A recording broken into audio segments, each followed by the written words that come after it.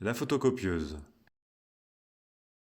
En 2008, le hasard a attiré mon regard sur la fenêtre d'un immeuble de bureaux en face de chez moi, au moment même où je quittais le monde de la grande entreprise. J'ai commencé à photographier des scènes de vie qui s'y déroulaient, d'abord distraitement par jeu et par curiosité.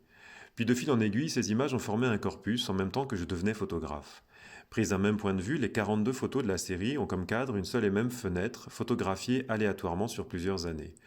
À l'instar de cette image, j'ai fini par ne garder que celle où les visages étaient naturellement cachés. Je découvrais en effet que malgré la richesse des scènes de vie que j'avais captées, j'étais bien plus sensible à laisser voguer mon imagination qu'à restituer le réel de façon documentaire, ou encore à délivrer un message forcément simpliste sur la vie de bureau dont j'avais bien connu les joies et les absurdités. Sur cette photo, les deux personnages ne livrent que quelques informations. Leur tenue vestimentaire, des chemises classiques de bureau, ou la coupe de cheveux de celui de droite elle aussi classique.